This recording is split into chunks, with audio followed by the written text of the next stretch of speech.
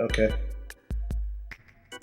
This, ladies and gentlemen, is the Game Boy player. An add-on released in 2003 from the Nintendo GameCube, it allowed you to play any number of Game Boy games right on your TV. And while they come in a variety of colors, North America and Europe only got the jet black versions, which mean I had to order from a Japanese retailer to get an indigo version, to better match my GameCube. The Game Boy player also came with a startup disc, and though the hardware itself is region-free, the software isn't, meaning that my Japanese startup disc is pretty much useless. Yeah, for Japan only, huh? Whatever. Actually, I paid a lot of money for that, so I'm gonna keep it. So, with a little assistance, I was able to snag myself a copy of the American startup disc. Special thank you to Panzerin for helping me to get this disc. I really hope you're enjoying those Zelda games, by the way. And damn was this thing hard to find, and expensive too, my god! But at least now that I have this disc, I'll be able to play and record any Game Boy game that I own. Even though this software has a bunch of problems that makes it just as useless as the Japanese disc! But I still need it. The GameCube, my favorite system. I'm almost 21 years old, but I'll still defend the purple lunchbox as being my favorite video game console, just due in part to the amount of games that it introduced me to as a kid. Anyway, to connect your Game Boy player to your GameCube, all you have to do is remove the high-speed port cover on the bottom of your GameCube and place the Game Boy player right beneath it. Easy installation. For added security, you could tighten the flathead screws on the bottom of the Game Boy player, but you're pretty much ready to go. Now you have a way to play your entire library of Game Boy, Game Boy Color, and Game Boy Advance games right on your TV. You can insert any Game Boy game into the cartridge slot below. To take anything out, you just hit the eject button onto the right side of it. It kinda pops the games out of the cartridge slot though, so be aware of that. Anyway, going back to software, you need the correct startup disc for whatever region you're in. An incompatible disc means you're not playing any Game Boy games. So make sure you get the correct disc for whatever region you're in. Or better yet, try homebrew software.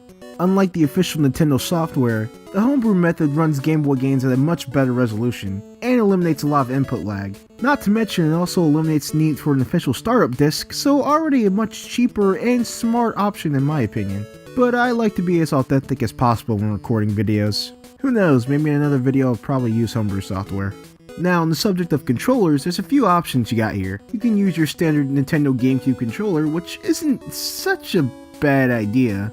Okay, look, I love this controller, alright, but this D-pad is just awful, and mixed with the software issue and the input lag, it's just a mess. Luckily for me though, I had the second option of using just my regular Game Boy Advance. If you happen to have one of those oh so fancy smancy Game Boy Connect cables, you just need to hook it up into your Game Boy Advance, hook it up to your Nintendo GameCube, and just turn on the power. And bam! Instant controller. And for those of you who like third-party support, there's also the fabled Hori GameCube Game Boy player controllers. It's perhaps one of the best ways to play Game Boy games on the GameCube. It's made just for the accessory. So you're all probably wondering, why didn't I use that controller? Oh, you're killing me. I gotta say, it's kinda weird to see my Game Boy games playing on the TV. Now, the Game Boy player has a few unique features that I want to go over real quick. By pressing the Z button on the controller, you can open up the Game Boy player configuration menu. Just be careful where you press the button at, because the game will still keep going even though you're trying to configure stuff.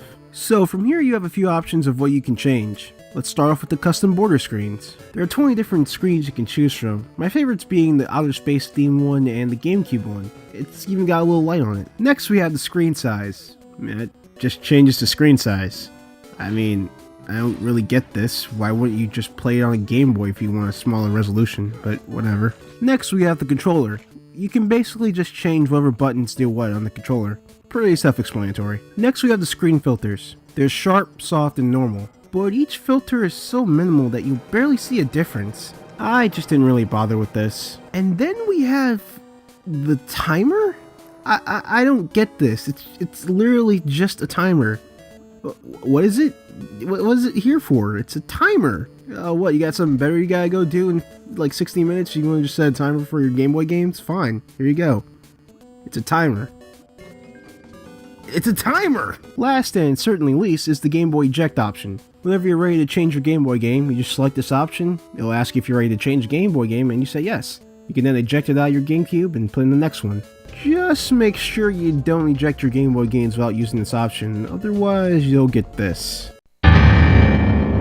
And since we're on the topic of the Game Boy, I thought I'd just show off my original collection. Ah, here it is, the OG. Look at that puke green screen. Yeah, dot matrix with stereo sound. Man, this thing is so old, but it is really cool to look at. At the bottom you have your headphone jack, to the right you have your volume mixer, and to the left you have the contrast dial, even though you wouldn't see anything great without a good source of light for the screen. And good god, this thing takes 4 AA batteries just to turn on. Yeah, now you're playing with power, 4 AA's worth of it. Makes me feel a bit more grateful that my generation grew up with the Advance, which only used 2. I haven't touched my Game Boy in a while. I wonder what I was playing last time.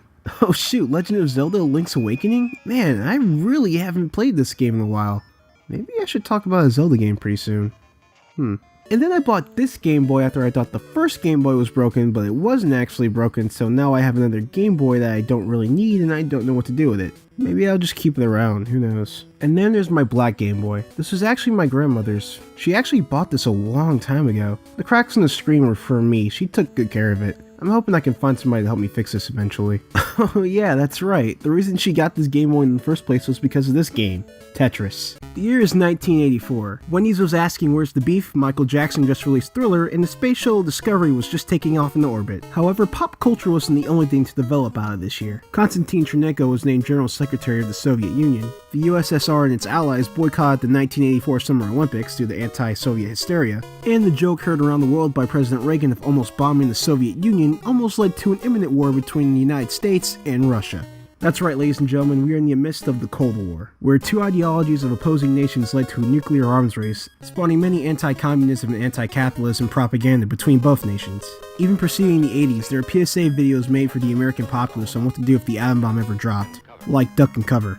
If you took US History High School, that sounds familiar. If the atomic bomb explodes, duck and cover. That's the first thing to do. Duck and cover. First, you duck, and then you cover. You duck and cover tight. Duck and cover under the table. It's a bomb. Duck and cover. He did what we all must learn to do. You and you and you and you. Duck and cover.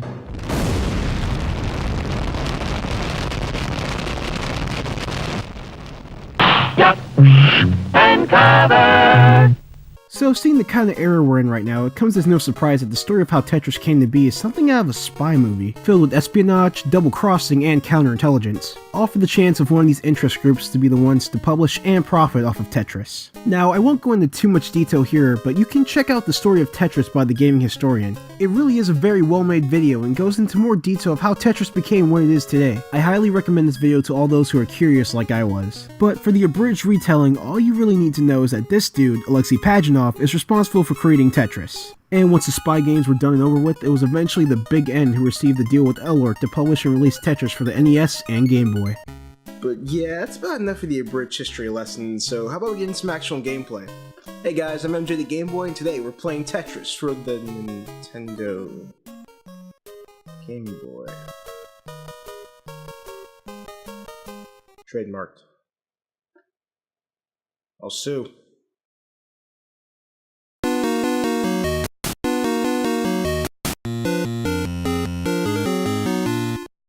Tetris. What is Tetris? Well, it's a puzzle game. There's no story, no hero, no villain. What are we doing here? Well, we're playing Tetris. What kind of clumsy deity is dropping these blocks from the sky that we are in charge of stacking? Well, we never know. We just have to stack them up. Man, who even plays this stupid game? Tetris is quite the unique game, and it's also very easy to pick up and play. So it was very smart on Nintendo's part to bundle each Game Boy with a copy of Tetris. That way some people who have never played video games in their entire lives could just start playing it right there and then. I mean, what's easier to pick up and play right now? A copy of Super Mario Land or Tetris? It's not rocket science. Ah, you see what I did there? The rocket, the Tetris, I'm sorry. So, once you start off the game, you have the option of playing 1 player or 2 player. Now, I basically recorded 1 player because, well, I don't have another GameCube extension cable to play 2 player. Yeah, that's it. Not because I'm by myself and I don't have anyone to come over and play it with. That's definitely not why I didn't record 2 player. So once you choose a single player game, you can choose from the game mode of Type A or Type B. And you can also choose the music, which The music in Tetris is so freaking perfect. I love it so much. The Type A music theme is pretty much the common household theme when people think of Tetris. The Type B theme just gets me ready to play something challenging, you know, something that I'm ready to just conquer. And then there's Type C. It's kind of a mood shift. I don't really know how to express it perfectly, but I don't know, it just feels like something bad's about to happen. It's a bit, I don't know, foreboding, and given the fact that the gameplay does get a bit difficult, I guess it kind of matches. And then you have the option to turn the music off, and if you do this, you are lame. Alright, now let's get into those game types. Type A is pretty simple. Blocks will just keep falling from the sky and you have to just get rid of them. You can pick any level you want to start off at, but I usually start off around 0. As the blocks start falling down, you're able to move them around, so you can stack them into an order that kind of makes it easy for them to fit into. If you manage to get an entire row of blocks together, you'll be able to clear a line. Once you clear a line, all the pieces above that line start to fall down into place. The amount of lines you clear up also acts as your progression meter. For every 10 lines that you're able to clear, you'll advance to the next level. So let's say you start off at level 0. If you manage to clear 10 lines, you'll move up to level 1. 10 more after that, level 2, and so on and so forth. However, keep in mind that the further you progress, the faster the blocks will start falling down. So you'll need to move your pieces a bit faster and accommodate space for the pieces that come afterwards. Also, the better you are at clearing your pieces, the more points you'll get, which, trust me, these points actually matter. Getting over 100,000 points will net you a pretty special ending, but I wasn't really able to do that. You see, now's a good time to point out that, I really suck at Tetris. Like, a lot. Like, I really suck at Tetris, okay? This is not easy for me. I don't know why. Now, I get that Tetris is a puzzle game and therefore it's supposed to be challenging, but I don't know, I just can't get past Type A. No matter how hard I tried, no matter how many times I've played it, I couldn't get past level 9. But hey, that's alright, because we still have one more game type to talk about, and I might actually stand a chance in that one. And then there's Type B where... Oh my god, make it stop! Sorry about that, jumped the gun there. And then there's Type B. It's pretty much like Type A, but with a little bit of a twist. You can choose which level you want to start off in, much like Type A, but now you can also choose how high the blocks start off. And I know it might not seem like much, but choosing how high the blocks start off actually adds another layer of challenge to the game. And by challenge, I actually mean, my god, it's the hardest thing I've ever played in my life. Sorry, I keep doing that. It's force of habit. Anyway, like I was saying, you could select what level and how high you want the block to start off. And if you ever find yourself playing Type B, I'm going to be straight with you. You choose level 9. All the other levels don't really matter. It doesn't matter how high you start off in those levels. The only real challenge here is any height in level 9. Not only is the Type B in level 9 harder, but you also get a reward for beating each height. But if you even want a tiny bit of a glimpse of that reward, you best be ready for the type of punishment and challenge Type B level 9 brings to the table. In level 9, all of the pieces fall down so fast that your placement has to mean something. If it doesn't, you are screwed. Yes, even when the height is 0. And I don't care who you are, I don't care how good you are at this game. This mode is nothing to laugh at. Especially when you have to play this game while recording it, which means you have to use a disc that has a lot of input lag, which means your movements are even more slowed down, which means you're going to fail. The amount of times I saw that game over screen, the amount of times I heard that game over jingle, I couldn't just give up, I couldn't just let the game beat me. I had to go to sleep with Tetris nightmares of block placements. I couldn't let the game win. But I'm gonna be honest with you, it wasn't even the first 5 heights. Height 0 through 4? No problem, I got through those on my first try, no big deal. It was height 5. Height 5 is where I almost lost every bit of my sanity, just trying to make it down one line.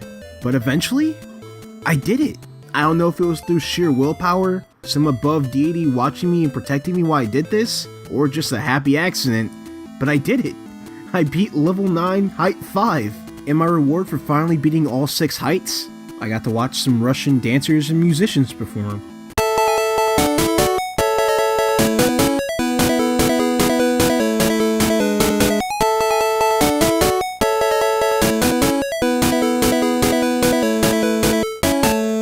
And that's pretty cool, but beating height 5 allows me to get the best ending where I see all the Russian performers, and I get to watch the Space Shuttle Discovery take off into orbit. And man, that is the coolest thing to see. Tetris also has, believe it or not, a harder mode. Yes, I said a harder mode. While on the title screen, pressing the down arrow while also pressing the start button will give you a harder difficulty. I also found that I can change the color of the screens by pressing the arrow keys, so this is pretty cool. But do you see that little heart by your level? Yeah, that means you're in hard mode now, where the speed of the level increases by 10. So let's say you're on level 1, you're going by the speed of level 10, so pair to... well, you're gonna lose. I'm sorry, there's no way around it. And if you want a little bit more of a challenge, you can turn off the next box, which shows you what Tetris piece is about to fall down next, and you're gonna lose. You're gonna lose, okay? Just, why would you even do this? And I guess if you really want to punish yourself, you could turn on hard mode, turn off the next box, go to type B, level 9, height 5, and play the game that way, and congratulations, you're a masochist. So yeah, that's Tetris. The highly addictive Russian puzzle game. It's no wonder to see why it was the best-selling Game Boy game that there was, even though it was bundled with the system. But I think the reason that it sold so well was because it was a self-imposed challenge game. You only play more to get better. You see that improvement and want to keep getting better at Tetris, and it works. It's just a great game all around. I could definitely see why my grandmother still had this game in her Game Boy, and I'm really glad I got to look at this game too. So yeah, that's Tetris from Nintendo Game Boy. It's a really challenging and unique puzzle game that I think anyone should pick up and play. I mean, it's been ported by every system of mankind, so it shouldn't be that hard to get your hands on a copy. But yeah, I'm really glad I took the time to look at this game. But hey guys, I got some stuff to go take care of, so until next video, see you later.